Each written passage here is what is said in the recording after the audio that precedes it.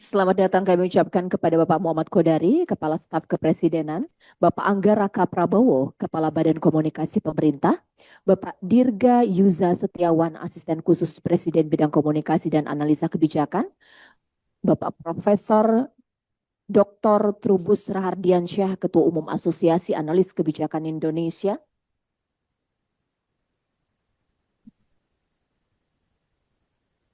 dan tentunya kepada Bapak Agung Gumilar Saputra, Asisten Khusus Presiden Bidang Analisa Data Strategis.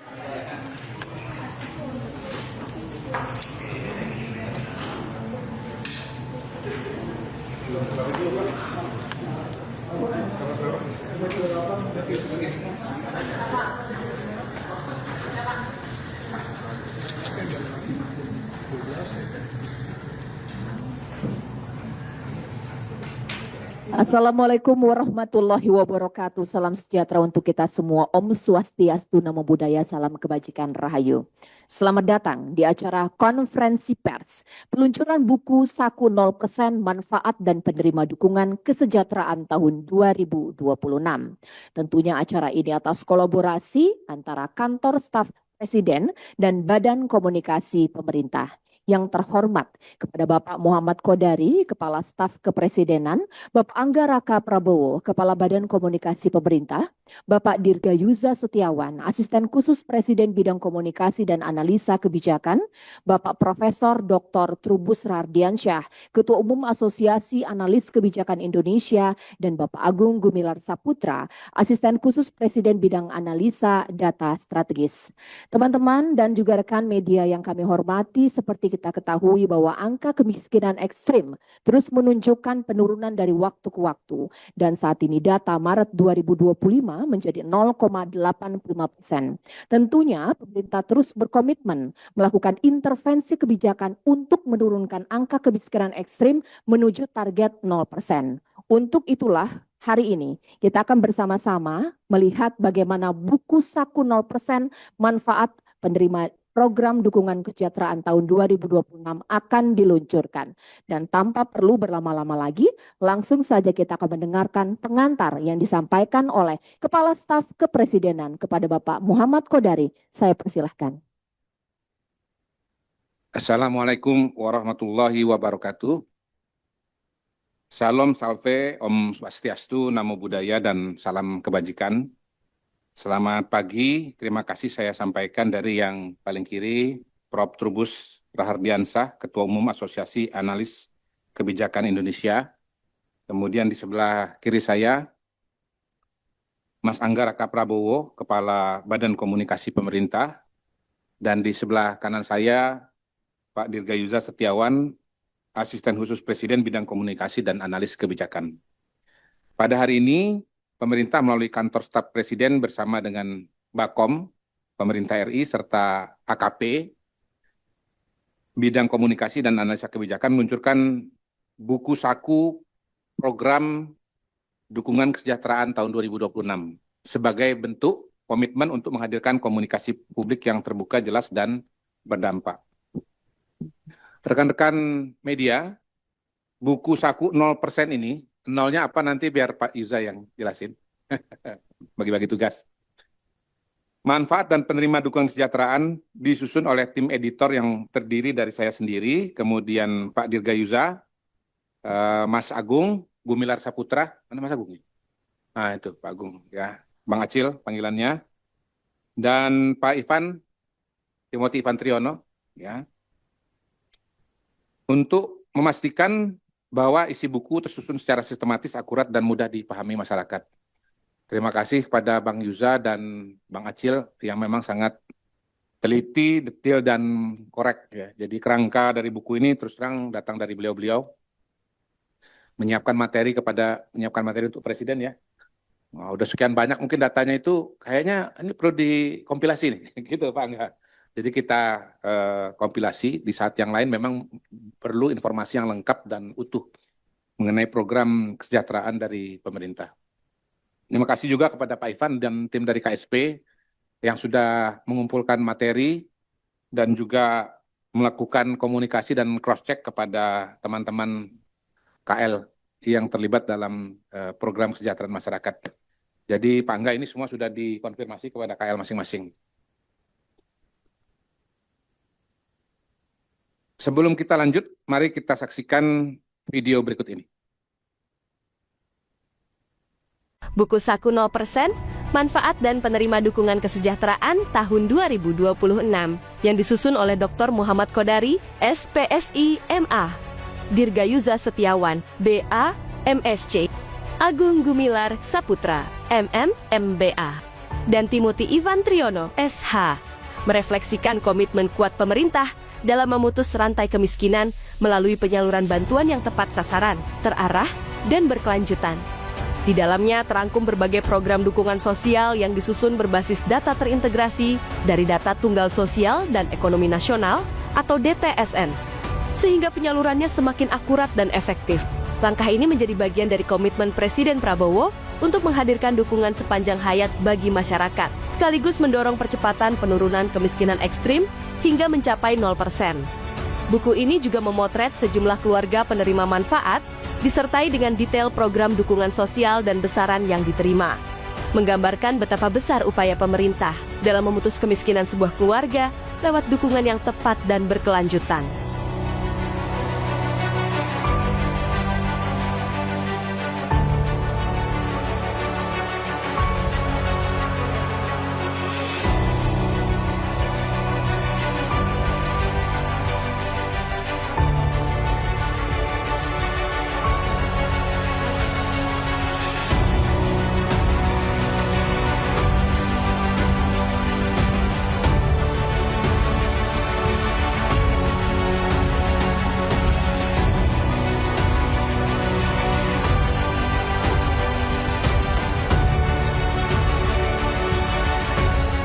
Program dukungan sosial dalam buku ini mencakup 28 program yang terbagi dalam 3 kategori, yaitu program 0% kemiskinan, program universal, dan program afirmatif. Melalui program-program ini, pemerintah menghadirkan dukungan sepanjang hayat bagi masyarakat di setiap tahap kehidupan. Di akhir masa jabatan saya, mereka yang berada di kemiskinan ekstrem, desil 1 dan 2, bisa kita rubah nasibnya. Kita bisa hilangkan kemiskinan ekstrem di Indonesia.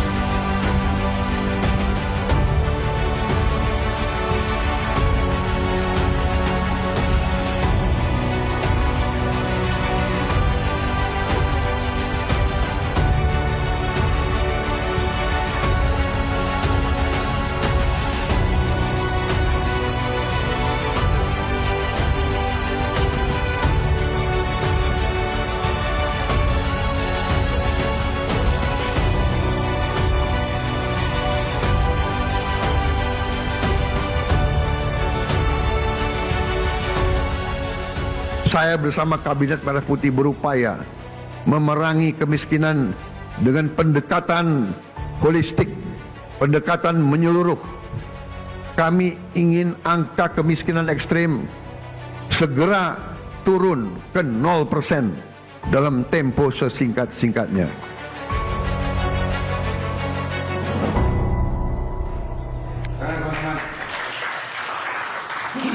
Satu, kenapa buku saku ini perlu? Teman-teman jurnalis, peluncuran buku saku ini merupakan bagian dari upaya pemerintah Presiden Prabowo untuk memperkuat transparansi dan akuntabilitas, sekaligus menyampaikan informasi kebijakan secara ringkas dan mudah dipahami, Pak Trubus. Buku ini dihadirkan untuk memudahkan masyarakat mengetahui dan mengakses berbagai dukungan pemerintah. Banyak sekali tadi teman-teman lihat ya, untuk 0% kemiskinan aja ada 17 program tuh, belum lagi yang universal dan afirmatif. Serta memastikan setiap bantuan tersalurkan tepat sasaran kepada pihak yang berhak. Ini salah satu titik tekan ya dari apa yang diupayakan oleh Bapak Presiden Prabowo. Bantuan tersalurkan tepat sasaran kepada pihak yang berhak. Buku saku 0% memuat berbagai program bantuan yang disiapkan oleh pemerintah sebagai satu kesatuan program yang terintegrasi bagi rakyat Ya, jadi ini kata terintegrasi ini makin jadi kunci nih ya. Apalagi nanti sore makin terintegrasi lagi nanti. Sedikit bocoran ya Pak Angga ya. Nanti sore itu ada yang akan diintegrasikan lebih jauh lagi. Buku ini mulai dari masa dalam kandungan hingga lanjut usia. Buku ini menjawab pertanyaan mendasar. Satu, dukungan apa saja yang sebenarnya diterima rakyat dari negara. Dua, bagaimana cara mengaksesnya. Nah, ini bagi warga masyarakat ya atau pemerintah daerah yang warganya belum mendapatkan bantuan sebagaimana seharusnya, mudah-mudahan dengan membuka buku ini tahu sumber-sumber informasi yang harus dihubungi. Istilahnya mungkin setelah hari ini nggak ada lagi Pak Yuzah, pemerintah daerah yang warganya yang berhak menerima tidak menerima, karena semua informasinya sudah ada di dalam buku yang kita siapkan ini. Lebih dari itu, buku ini menegaskan arah besar program Presiden Prabowo bahwa kesejahteraan bukanlah bantuan sesaat, ya, bukan bantuan sesaat, melainkan dukungan yang berkelanjutan sepanjang hayat. Negara tidak hanya hadir saat rakyat menghadapi kesulitan, tetapi juga memastikan rakyat tumbuh sehat, memperoleh pendidikan, bekerja secara mandiri, hingga hidup sejahtera di masa tua. Dua, buku saku memuat integrasi program melalui DTSEN. Nah, ini teman-teman ya, bisa lihat perbandingan antara sebelum dan sesudah DTSEN. Ya, baik dari basis data, ketepatan sasaran, proses pembaruan, akses bantuan, dan transparansi. Jadi semua bantuan sosial itu sebetulnya dasarnya adalah data dulu, ya teman-teman ya. Makanya datanya diperbaiki oleh Pak Prabowo. Di era pemerintahan Presiden Prabowo, berbagai program dukungan kesejahteraan rakyat diperkuat dan diintegrasikan melalui Data Tunggal Sosial Ekonomi Nasional atau DTSEN. Integrasi ini sangat penting untuk memastikan bahwa satu, data penerima manfaat semakin akurat. Jadi kalau dulu itu ada yang namanya inclusion error, yang harusnya nggak berhak menerima, tapi kok menerima. Ada juga yang kasihan, exclusion error, ya harusnya masuk, tapi malah nggak masuk. Benar ya? Betul Pak Riza? Ya. Dua, agar program tidak tumpang tindih dan bantuan benar-benar sampai kepada masyarakat yang membutuhkan. Melalui integrasi DTSEN, pemerintah kini menggunakan satu data terpadu yang menggabungkan berbagai variabel sosial ekonomi secara terpusat. Data ini memiliki tingkat presisi tinggi karena memanfaatkan triangulasi. Jadi 3 data itu saling cross-check satu dengan yang lain. Pertama adalah data kependudukan atau NIK, kemudian data aset dari registrasi sosial ekonomi atau Regosek, serta riwayat bantuan dari data terpadu kesejahteraan sosial atau DTKS. Dulu 3 data ini di lembaga yang berbeda ya Pak Yuza ya, data yang berbeda-beda lembaganya. Pembaruan data dilakukan secara dinamis melalui integrasi sistem digital, jadi kita memanfaatkan teknologi, dan verifikasi berjenjang dari tingkat desa hingga pusat, jadi berlapis-lapis. Hemat saya, Bapak Ibu sekalian, DTSEN ini adalah revolusi data. Dan Pak Trubus, revolusi kebijakan publik. Ya, bisa dikaji nih oleh asosiasi nih Pak. Ya. Dan ini adalah game changer untuk keuangan negara agar lebih akurat dan efisien, game changer. Dengan sistem satu pintu ini, masyarakat yang terdaftar dalam DTSEN akan otomatis terpetakan untuk berbagai program subsidi pemerintah, sekaligus dapat mengecek status desil mereka secara mandiri melalui aplikasi resmi. Jadi ini aplikasi atau sistem yang sangat demokratis, di mana masyarakat berhak dan bisa punya akses, Pak, kalau memang dia betul-betul berhak untuk menerima. Jadi kita betul-betul hidup di alam demokrasi. Ya. Langkah ini menjadi bagian penting dari upaya pemerintah memastikan penyaluran bantuan lebih tepat sasaran, transparan, dan mudah diakses oleh masyarakat. 3. Kondisi kesejahteraan sosial Indonesia. Posisi kesejahteraan masyarakat Indonesia saat ini menunjukkan perkembangan yang positif. Sebagian besar masyarakat berada pada kelompok menuju kelas menengah. Bahasa Inggrisnya aspiring middle class. Betul Pak Cil ya? Aspiring middle class. Yaitu sekitar 140 2 juta orang. Ya. Kemudian hal ini menunjukkan bahwa Indonesia sedang bergerak ke arah yang benar dengan semakin banyak masyarakat yang mengalami peningkatan kesejahteraan. Namun, nah ini PR kita, PR pemerintah. Masih terdapat sekitar 67,9 juta orang dalam kondisi rentan miskin. Dan sekitar 23,8 juta orang yang berada 23,85 juta orang yang berada dalam kategori miskin. Rentan miskin bahasa Inggrisnya apa, Pak? Pak Cil, Pak Yuza. Near poor, ya, near poor. Bahkan meskipun jumlahnya sudah relatif kecil, ya, secara persentase sangat kecil, 0, sekian persen, masih terdapat 2,38 juta orang yang berada dalam kondisi miskin ekstrim. Artinya, Bapak Ibu sekalian, tantangan kita saat ini bukan hanya menurunkan angka kemiskinan, tetapi juga menjaga agar kelompok rentan tidak kembali jatuh ke bawah. Jumlah kelompok rentan yang besar membuat mereka sangat sensitif terhadap guncangan ekonomi, kesehatan, maupun sosial. Jadi ini bisa terguncang oleh Selat Hormuz. Karena itu kemarin pemerintah, Menteri Keuangan sudah menegaskan bahwa BBM subsidi kita akan dipertahankan sampai dengan minimal akhir tahun. Dan hari ini saya dapat berita gembira dari Pak Yuza yang selalu update dengan perkembangan, sudah ada ceasefire. Artinya Amerika dan Israel tidak kirim rudal lagi, Iran. Tidak kirim lagi rudal ke Iran, minimal ceasefire-nya sekarang 2 minggu. Dan harga minyak bumi terakhir tadi berapa, Pak Yuza? 90, ya, 90. Pak Purbaya kemarin sudah mengatakan sejauh angkanya tidak lewat dari 100, dipastikan subsidi tidak akan naik. Dipastikan BBM subsidi tidak akan naik. Jadi angkanya sekarang 90. Jika dilihat lebih rinci, BPS menetapkan garis kemiskinan nasional sekitar 609.000 orang per bulan. Sementara kemiskinan ekstrim di kisaran 391.000 orang, 350.000 rupiah per orang per bulan. Karena itu, pendekatan pemerintah saat ini tidak lagi bersifat parsial. Pemerintah tidak hanya fokus kepada kelompok miskin, tetapi juga melindungi kelompok rentan. Mendorong masyarakat aspiring middle class agar benar-benar naik kelas, jadi kelas menengah, serta memastikan kelas menengah tetap kuat. Pendekatan ini yang menjadi dasar lahirnya berbagai program kesejahteraan yang holistik dan berlapis, mulai dari bantuan sosial, intervensi di bidang pendidikan dan kesehatan, hingga program pemberdayaan ekonomi. Buku saku ini, teman-teman, ya, juga menyajikan perkembangan sosial berdasarkan data Bank Dunia yang menunjukkan kemajuan signifikan dalam penurunan kemiskinan ekstrim di Indonesia. Pada tahun 1984, tingkat kemiskinan ekstrim tercatat 74%. Besar sekali. Ya, jadi tahun 1984, 3 dari 4 orang Indonesia adalah miskin ekstrim. Sementara pada Maret 2025, angka tersebut turun drastis menjadi 0,85%.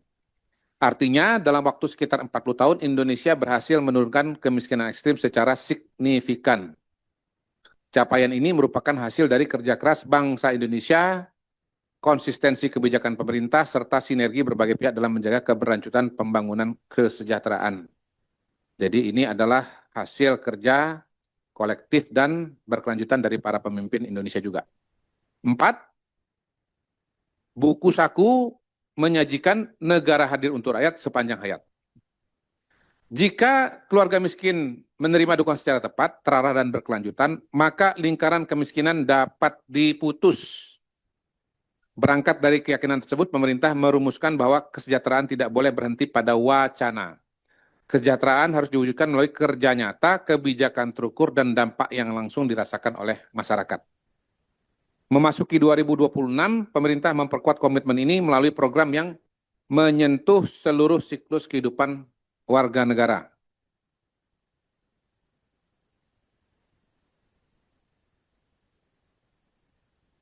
Mulai dari masa kandungan, masa anak-anak, usia sekolah, usia produktif, hingga usia lanjut. Ada gambarnya nggak nih, visualnya?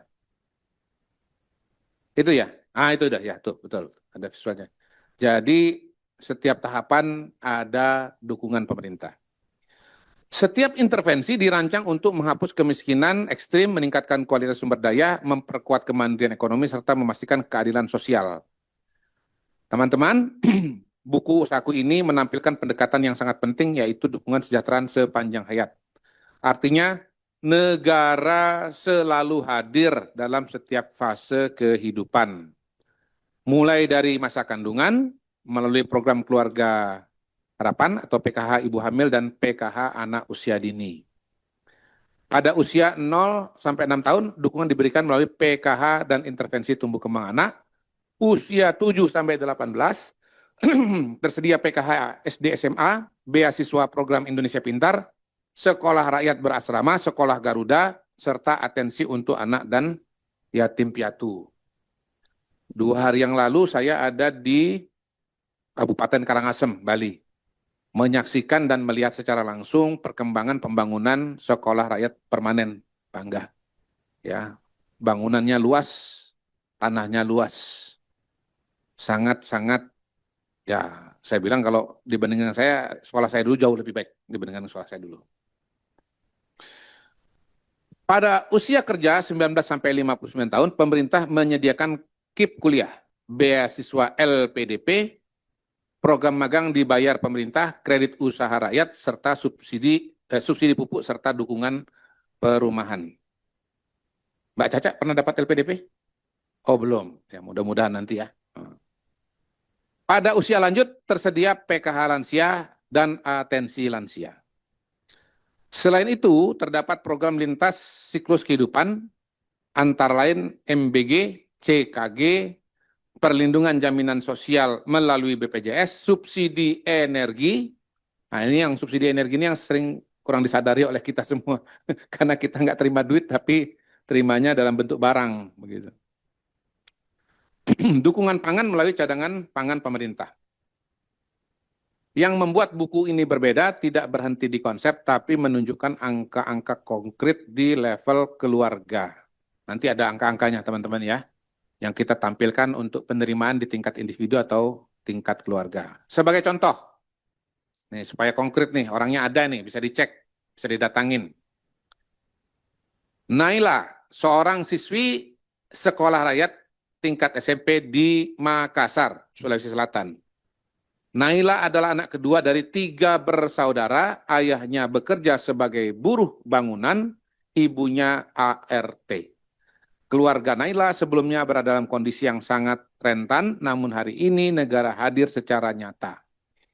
Dukungan yang diterima keluarga Naila bukan hanya dari satu program, tetapi terintegrasi dari berbagai sektor atau program. 1. Sektor pendidikan. Naila sekolah di SR. Dengan biaya tahunannya 48 juta rupiah. Nah, jadi kalau masuk ke sana bayar sendiri kira-kira 48 juta rupiah.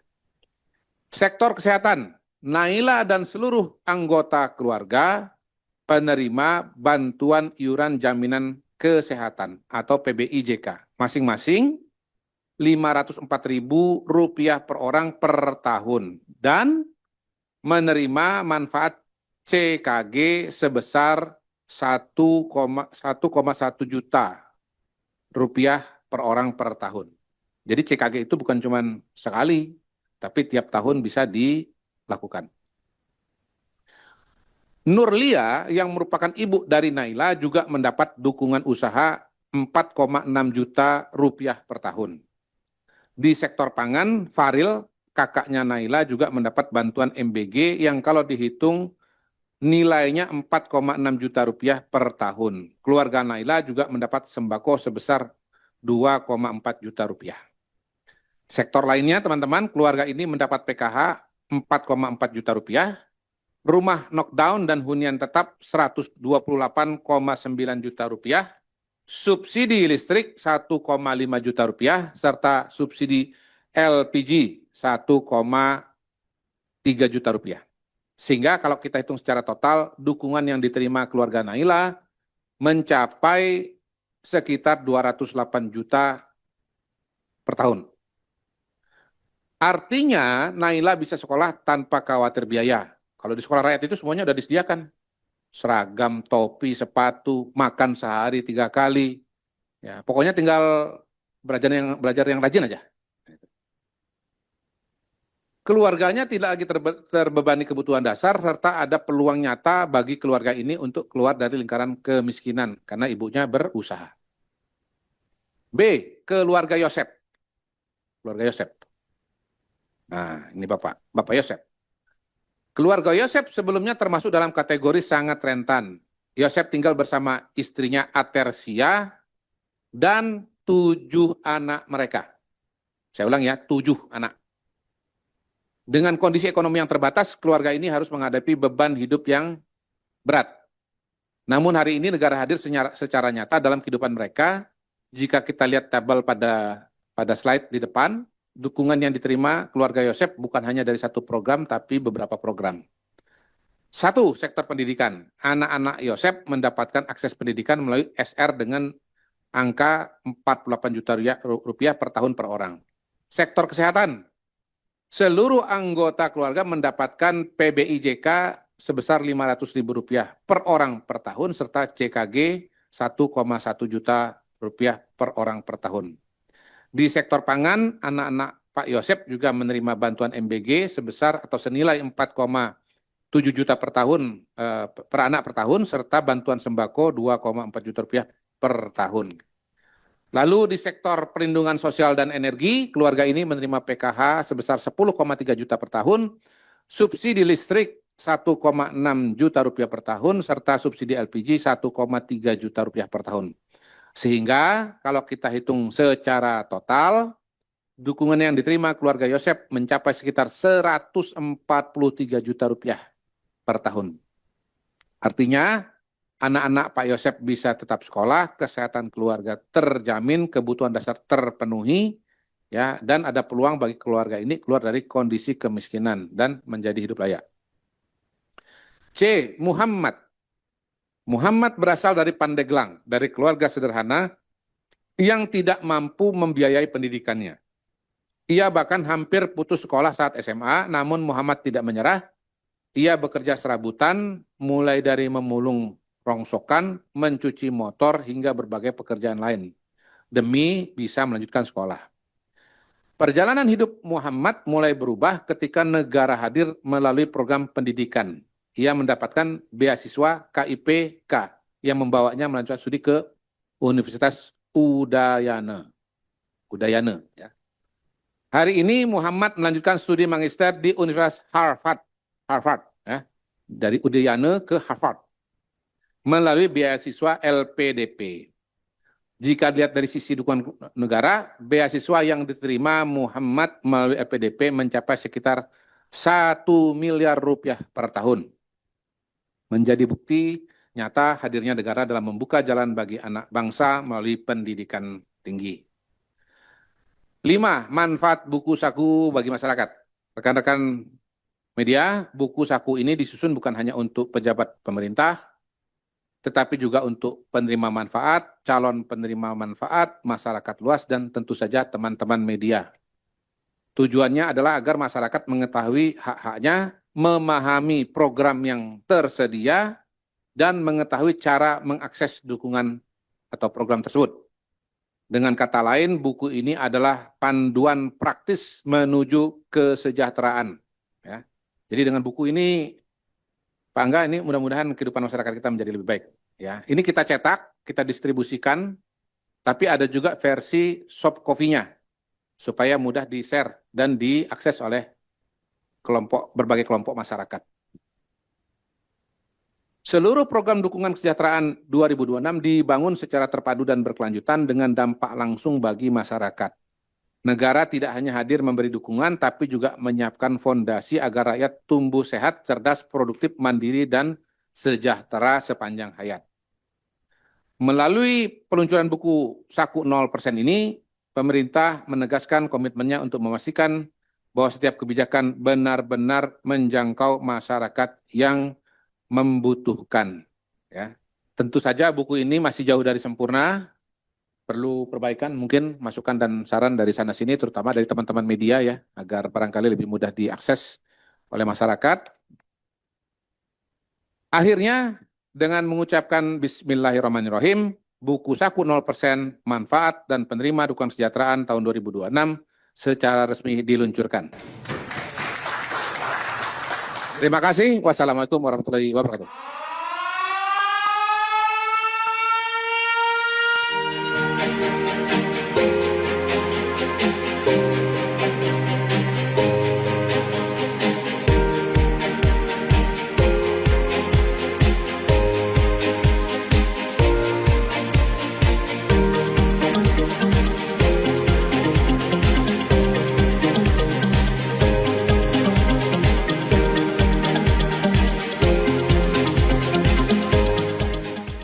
Baik, berikut saya persilakan kepada Bapak Muhammad Kodari, Kepala Staf Kepresidenan untuk menyerahkan secara simbolis buku saku 0% kepada penanggap atau narasumber kita yang hadir di sini. Yang pertama, buku saku 0% akan diserahkan untuk Kepala Badan Komunikasi Pemerintah Bapak Angga Raka Prabowo. Boleh. Kita akan beranjak ke bawah. Menggunakan topi 0% juga ini pas sekali. Baik, inilah dia buku saku 0% dengan judul Manfaat dan Penerima Program Dukungan Kesejahteraan tahun 2026 akan diserahkan untuk 3 narasumber kita yang luar biasa. Baik.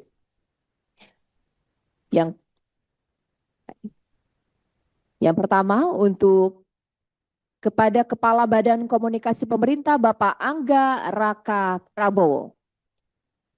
Berikutnya untuk Bapak Dirgayuza Setiawan, Asisten Khusus Presiden Bidang Komunikasi dan Analis Kebijakan. Baik, Bapak Profesor Dr. Trubus Rahardiansyah, Ketua Umum Asosiasi Analis Kebijakan Indonesia.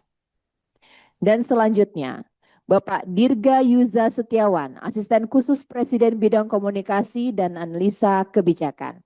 Baik, kita akan berfoto bersama, Pak Kastaf, dengan memegang buku dan menggunakan topi. Pak Trubus kurang topinya ya, mungkin dipakai juga ya. Tidak memakai topi, baik, tidak mengapa. Pak Trubus, oh baik. Baik, kita akan berfoto dengan 3 kali pengambilan. 1, 2, oke. Baik, sudah cocok kah? Baik, 1, 2, 3. Sekali lagi, 1, 2, 3.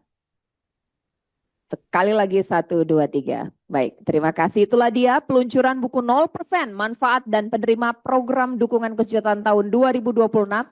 Saya persilakan kepada Pak Kastaf, Pak Kepala Bakom, Mas Yuza dan juga Prof. Trubus untuk kembali ke tempat karena sebentar lagi kita akan mendengarkan lantas bagaimana tanggapan dan juga dukungan dari pemerintah atas peluncuran buku ini.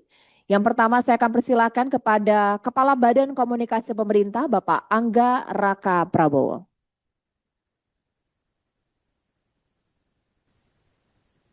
Baik, terima kasih. Assalamualaikum warahmatullahi wabarakatuh. Selamat pagi yang saya hormati Kepala Staf Kepresidenan Bapak Muhammad Kodari, Prof. Trubus, dan Mas Dirgayuza beserta rekan-rekan media yang hadir.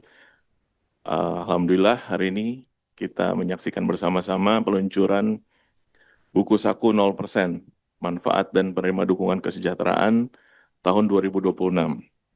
Kami dari Badan Komunikasi Pemerintah Republik Indonesia menyambut baik atas peluncuran buku ini. Tentunya ini juga sebagai sarana dan membantu kami di Badan Komunikasi untuk menyampaikan informasi kepada halayak, tidak hanya kepada kementerian, lembaga di internal pemerintahan untuk ini sebagai sebuah panduan buat kami bagaimana negara hadir kepada seluruh rakyat dari sepanjang hayatnya, dari mulai kandungan hingga akhir hayatnya. Teman-teman dari Badan Komunikasi, yang ingin kami sampaikan adalah yang pertama adalah informasi yang tepat, kemudian program yang berdampak, di ujungnya adalah rakyat yang menerima manfaatnya. Sesuai dengan tugas dan fungsi Badan Komunikasi, kami harus memastikan bahwa setiap informasi, setiap kebijakan, setiap langkah-langkah pemerintah yang diambil khususnya untuk kesejahteraan masyarakat ini sampai kepada telinga masyarakat, sampai kepada penerima manfaat, bahwa masyarakat menerima manfaat ini atas kebijakan yang diambil oleh pemerintah. Teman-teman, buku saku ini merupakan semangat dari Bapak Presiden. Pesan yang disampaikan adalah 0%. Apa 0%? Itu 0% kemiskinan. Sesuai dengan semangat Bapak Presiden, Bapak Presiden ingin mengentaskan atau menghilangkan kemiskinan dari Republik Indonesia. Semangat yang dilakukan Bapak Presiden adalah semangat yang berlandaskan konstitusi. Itu termaktub di Undang-Undang Dasar kita, dan kemudian kalau teman-teman ingat, di Pancasila kita ada sila kelima ya Bang, keadilan sosial bagi seluruh rakyat Indonesia.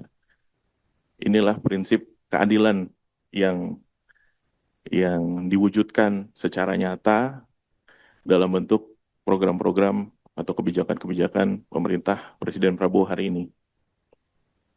Dan Badan Komunikasi juga ingin mengajak rekan-rekan media, seluruh masyarakat juga untuk bagaimana menyampaikan informasi tentang apa yang menjadi kebijakan pemerintah yang diterima langsung oleh masyarakat ini, disampaikan informasi itu secara utuh, secara tepat, dan secara benar. Sebagai contoh, saya punya cerita bahwa program-program Bapak Presiden ini yang menyentuh langsung ke rakyat, bahkan saya sendiri juga agak tertampar begitu. Artinya apa? Saya mau cerita bahwa kadang kita tidak pernah, mungkin kita belum tentu kita pernah bertanya di hari kita memulai hari Bang. Pernah nggak sih kita melek misalnya, di sekitar rumah kita, di radius 500 meter atau 1 kilometer, bahkan 5 kilometer di sekitar rumah kita masih ada nggak sih saudara-saudara kita yang nggak makan pagi? Masih ada nggak sih saudara-saudara kita, adik-adik kita yang nggak sekolah? Itu pengalaman yang jujur saya alami sendiri. Di dekat rumah saya saya tahu keluarga ini adalah seorang bapak ini berprofesi sebagai pemulung. Saya tinggal di daerah Bogor gitu Bang. Dari 2017 saya tahu ada keluarga ini sangat semangat kalau 17 Agustus dia bikin dekorasi gitu dari sampah-sampah plastik yang mereka kumpulkan jadi berbentuk nuansa merah putih, nasionalis gitu. Kita tahu keluarga itu berprofesi sebagai pemulung, tapi kita tidak pernah tahu bahwa keluarga itu memiliki 3 anak. Anak yang pertama berusia 8 tahun, yang kedua berusia 6 tahun, yang ketiga usianya 3 atau 4 tahun. Anak yang berusia 8 dan 6 tahun tidak pernah merasakan bangku sekolah, Bang. Dan alhamdulillah hari ini dengan program sekolah rakyat, anak-anak itu bisa merasakan sekolah. Mungkin teman-teman di sini juga bisa juga melalui buku Saku 0% ini kan dijelaskan secara dengan amat mudah, dengan sangat ringkas begitu Bang, dengan bahasa sederhana.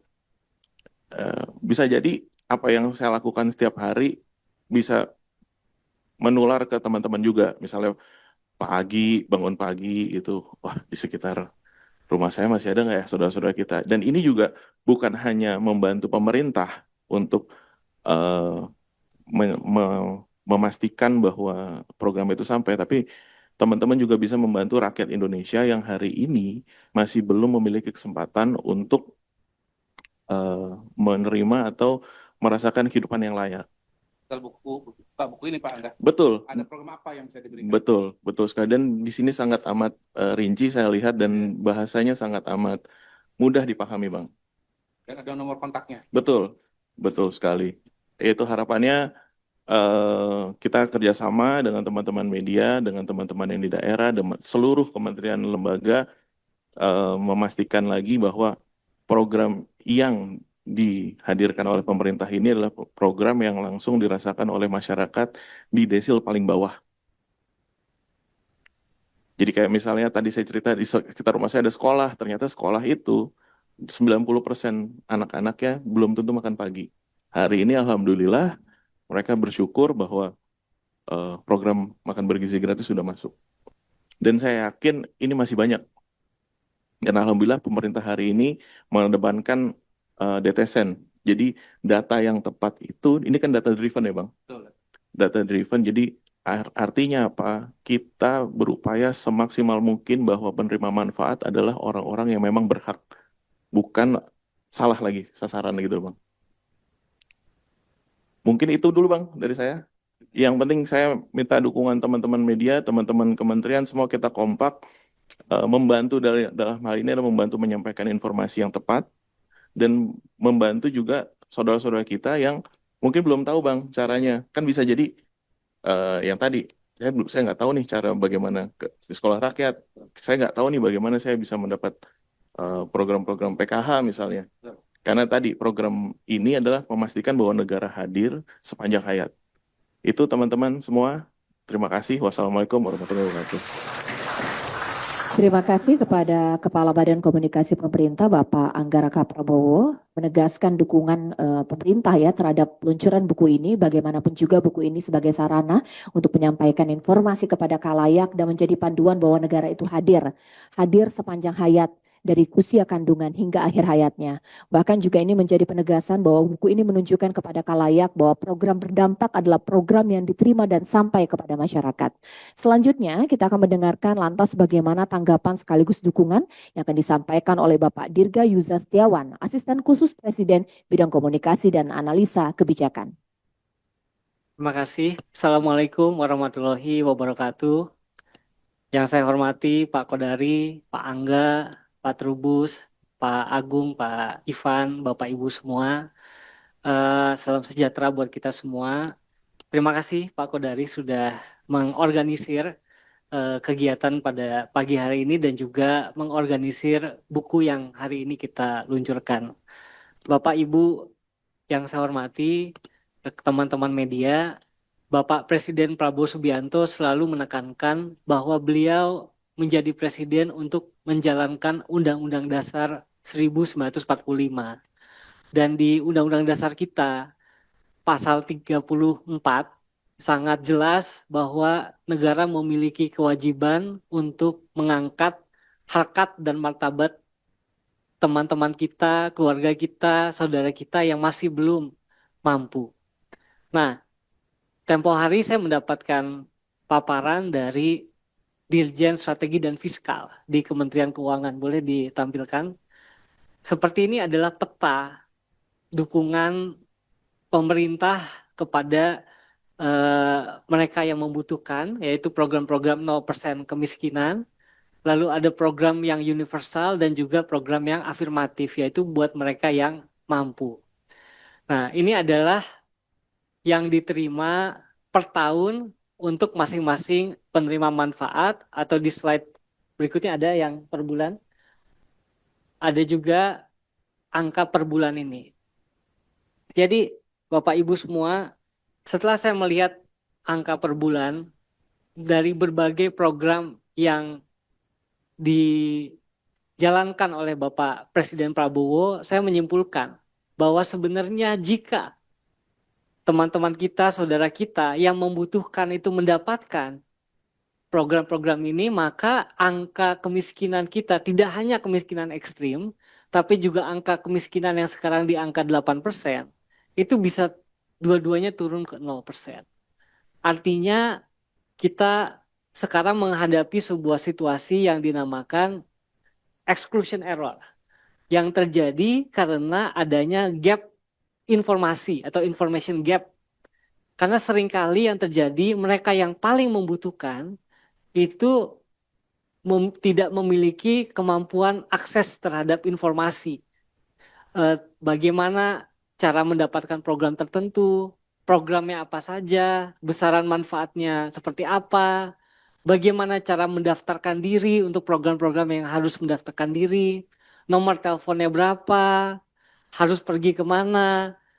Itu semua hari ini kita jawab dengan adanya buku 0%. Nah, untuk diketahui teman-teman semua bahwa orang Indonesia ini dalam berbagai survei dinilai sebagai bangsa yang paling murah hati dan paling tinggi kegemarannya dalam bersedekah, Pak Kodari.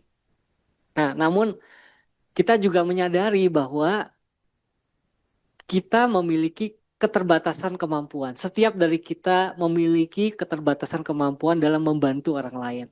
Bapak Presiden kita, Pak Prabowo, selalu mengatakan, kalau kita bisa bantu 1.000 orang, kita bantu 1.000 orang.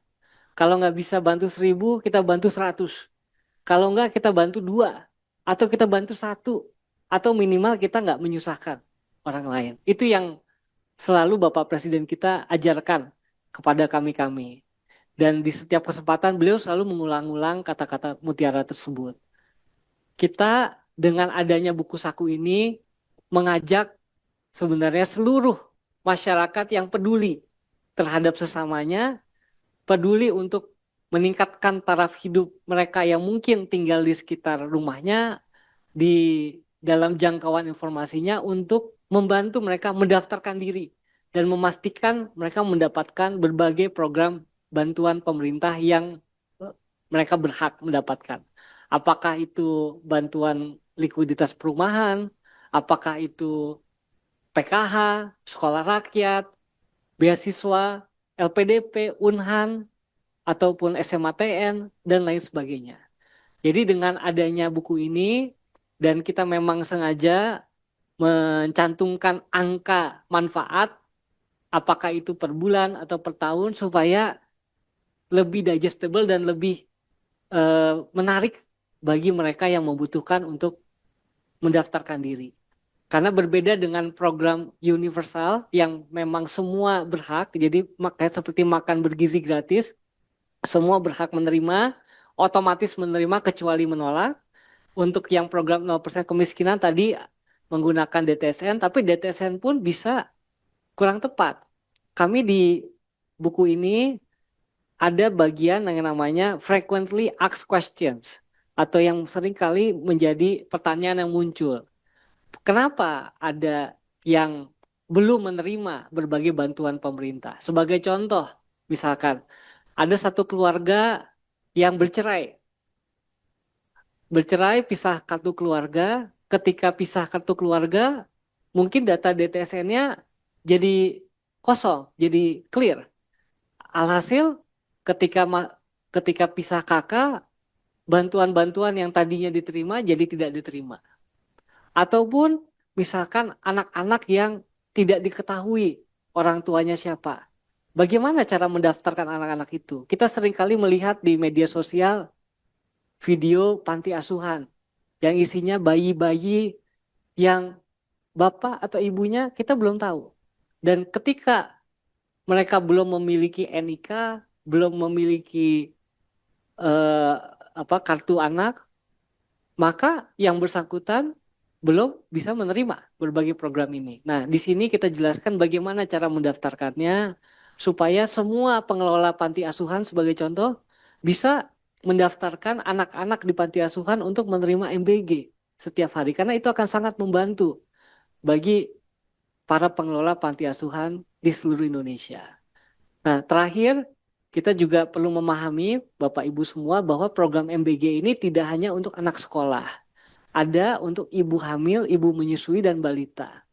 Ibu hamil itu berhak mendapatkan MBG mulai dari detak jantung pertama anaknya terdeteksi.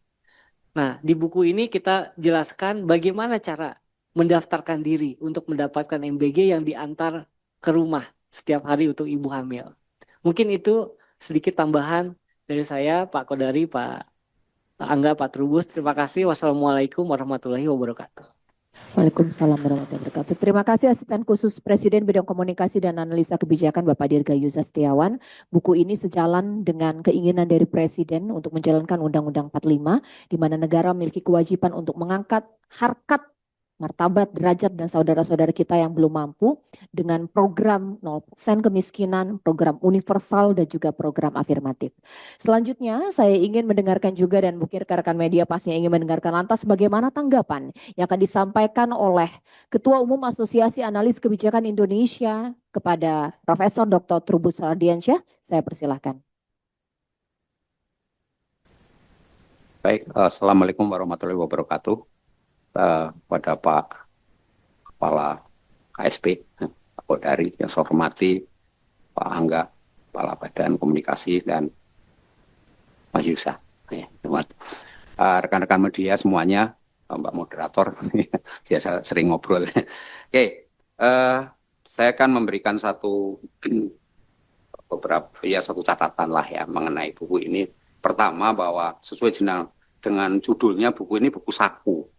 Saku itu kalau orang Jawa maunya saku itu yang tebal. Kalau saku tipis itu nggak punya cuan. Jadi ini mengapa gambarnya di atas 0%? Nah, ini kan maksudnya apa? Bahwa orang miskin artinya penerima manfaat dari program ini semua adalah naik kelas. Jadi sudah tidak lagi ada istilah miskin. Itu aja yang menjadi kunci di situ. Nah, karena buku ini merupakan cerminan dari kebijakan yang sudah dicanangkan di dalam Astacita, maka ada beberapa catatan yang ingin saya sampaikan. Pertama, dari sisi filosofi. Untuk kalau orang akademisi ngomongnya menjadi filsafat dulu. Jadi filosofinya ini adalah tadi disinggung sama Pak Kepala, bahwa ini adalah kesejahteraan. Jadi intinya welfare state sebenarnya ini arahnya. Jadi ini kebijakan semua menuju kepada yang namanya negara kesejahtera. Masyarakatnya sejahtera, menerima semuanya. Nah, tentu dari sini ada muncul teori kalau orang kebijakan dalam pengertian akademik ya. Itu teorinya tentu teori keadilan. Nah, tadi disinggung sama Pak Angga mengenai keadilan ya. Saya perdalam saja bahwa keadilan di sini mencerminkan apa yang dikatakan oleh John Rawls yang sangat diakui di Indonesia mengenai theory of justice itu. Nah, di situ ada istilah justice as fairness. Kira-kira seperti itu. Jadi keadilan yang istilahnya berbagilah, merata semuanya menikmati. Karena itu prinsip di dalam keadilan John Rawls yang kemudian dituangkan di dalam buku ini sebenarnya itu pertama mengenai prinsip pemerataan. Jadi semua rata mendapatkan. Jadi semua mendapatkan, enggak membeda-bedakan kelas, semua dapat. Meskipun yang kedua ada prinsip namanya prinsip perbedaan sosial. Artinya apa? Mereka-mereka yang kategori desil 1 sampai 4, 5 lah, 5, 4 dan 5 ini mendapatkan yang lebih banyak. Sehingga disinilah kemudian saya katakan sakunya jadi tebel. Karena mereka mendapatkan istilahnya cuan dari sebuah program ini. Bahasa sederhananya seperti itu. Nah, tentu di sini ada hal-hal yang menarik. Yang kedua terkait dengan theoretical framework ya, di mana kemudian secara teoritis buku ini menjelaskan kepada kita semua apa sih yang tidak dilakukan oleh pemerintah, mau kemana negara ini dibawa. Jadi kalau sekarang di publik itu banyak sekali mempertanyakan sebenarnya Pak Prabowo ini mau dibawa sih negara ini mau kemana. Sebenarnya sudah ada tergambar di ini. Ini buku yang memberikan satu asupan di mana kemudian secara teori itu jelas gitu, jelas bahwa di dalam kebijakannya itu ada istilah spillover policy, di mana kemudian juga ada tadi namanya revolusi kebijakan publik yang disebutkan oleh Pak Kepala tadi, itu menggambarkan betapa ada semacam new paradigm dalam konteks pemikiran Thomas Kuhn. Kalau teman-teman sudah kuliah itu tahu bahwa ada perubahan baru di mana segala sesuatunya berbeda. Meskipun namanya sama, ada nama yang sama, misalnya kita sebut bansos itu ya, bansos PKH. Itu kan sesuatu yang sudah ada sebelumnya namanya. Tetapi ada kebaruannya di dalam desainnya, di dalam skema strateginya. Jadi apa istilahnya, hal-hal yang istilahnya disebut kebijakannya itu incremental, itu diperbarui. Sehingga sesuatunya menjadi nampak semuanya diterima kemanfaatan publiknya. Sehingga kalau dilihat buku ini memang lebih, pertama judulnya manfaat. Karena ini kemanfaatan publiknya, sebuah program itu menjadi bermanfaat kalau publik merasa, dalam tanda petik itu ada kepuasan, ada menikmati, ada perubahan. Nah, jadi itu yang penting. Kemudian ketiganya ada namanya conceptual framework. Banyak konsep-konsep di sini yang disajikan. Masyarakat mungkin ada juga yang MBG gitu ya. MBG ini sesuatu yang ada baru karena sebelumnya tidak ada, ini kan di program afirmatif. Jadi program afirmatif menjelaskan semua itu. Ada program universal, juga menjelaskan mengenai MBG dan apa istilahnya itu CKG, cek kesehatan gratis. Setelah orang dicek itu harus bagaimana? Kan itu ada arahan, mestinya seperti itu. Artinya ketika seseorang itu diketahui punya penyakit A, B, C, maka kemudian diarahkan kemana dia harus berobat. Ini kan informasi publik di mana kemudian publik menyadari akan ada kekurangan di dalam diri tentang ya kesehatan dan kaitannya dengan public health. Nah, kemudian ada gambaran yang utuh tadi banyak disinggung mengenai istilahnya empirical framework.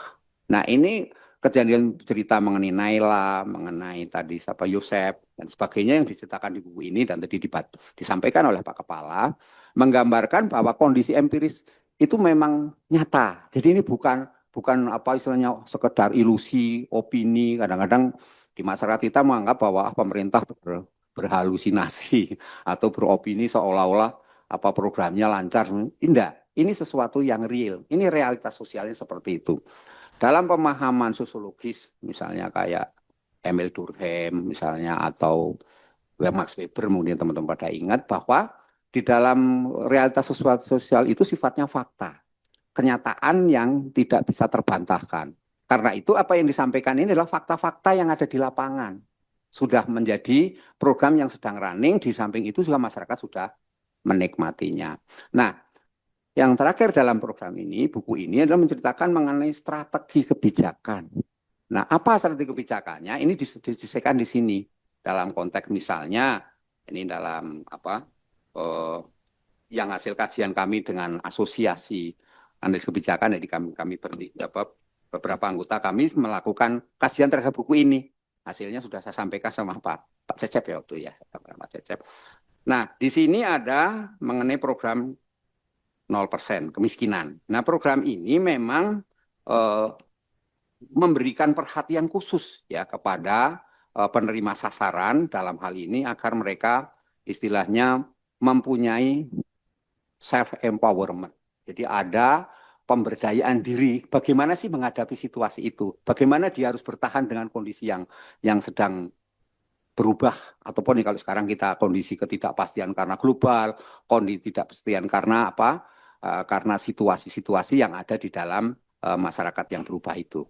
Nah, kemudian di sini juga ada mengenai program universal, misalnya tadi saya singgung ada apa MBG. MBG ini menarik perhatian dan ini sudah dijelaskan di sini detail bagaimana MBG tidak hanya untuk anak sekolah. Selama ini kan isunya lebih kepada implementasi kebijakan. Itu lebih banyak isu bagaimana kemudian kebijakan itu sempurna. Nah, tahap-tahap yang dilakukan oleh pemerintah sebenarnya sudah mengarah kepada penyempurnaan kebijakan itu. Tentu nggak bisa ujuk-ujuk tiba-tiba kebijakan itu sempurna. Kemudian kebijakan itu memuaskan semua pihak juga nggak bisa. Ya, mesti ada tahap-tahap sampai kepada titik di mana kemudian itu masyarakat penerima merasa sesuatunya bisa berdaya, sesuatunya dia bisa punya inovasi, punya apa kreativitas, kemudian punya kapabilitas, kemudian syukur kepada yang sangat detail mengenai kompetensi.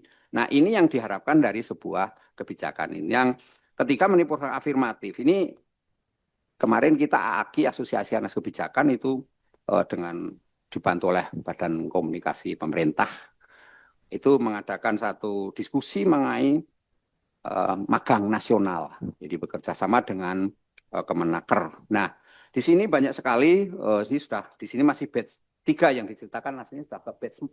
Ya, batch 4. Nah, dari situ menunjukkan apa animo masyarakat sangat tinggi terhadap program itu dan memberikan kemanfaatan cukup besar karena mereka yang baru lulus S1 ya fresh graduate ya, kemudian D3, itu tiba-tiba kemudian mendapatkan satu pelatihan bagaimana dia beradaptasi dengan situasi dunia kerja. Nah, ini menjadikan sesuatu yang sangat tinggi di mereka, bagaimana kemudian diceritakan oleh mereka yang sudah mengalami, baik yang ada di PT Garuda, kemudian Sari Ayu yang sempat memberikan di Deloitte juga memberikan satu gambaran bagaimana kemudian kebijakan terkait magang hukum ini memberikan manfaat yang sangat positif. Bahkan ada dari daerah yang sempat kami diskusikan dari NIAS waktu itu.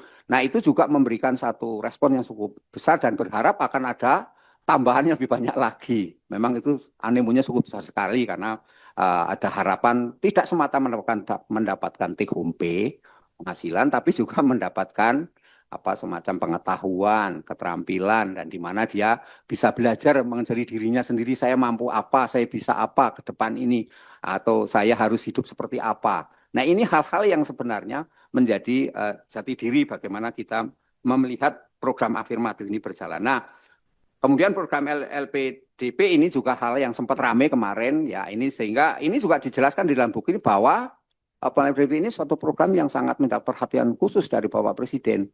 Dan inilah kemudian yang kita dapatkan memang adalah mereka-mereka ini calon-calon pemimpin negeri ini, calon-calon yang kemudian nanti generasi yang akan memegang tampuk kepemimpinan di masa yang akan datang. Sehingga Bapak Presiden menganggap Pak ini kebijakan ini adalah kebijakan yang lebih kepada membawa Indonesia ke depan. Karena itu bahasa dari buku saku ini menggunakan ada istilah sampai akhir hayat ya, jadi sepanjang hayat.